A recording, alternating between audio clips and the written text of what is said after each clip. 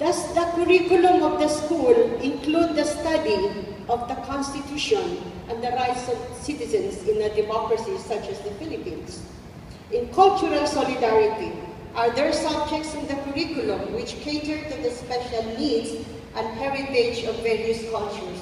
For example, indigenous language or religion. For environmental care, do both science and social science subjects raise the importance of environmental protection and conservation? And for personal peace, does the curriculum explore the personal concerns of young people in coping with the stresses of modern society?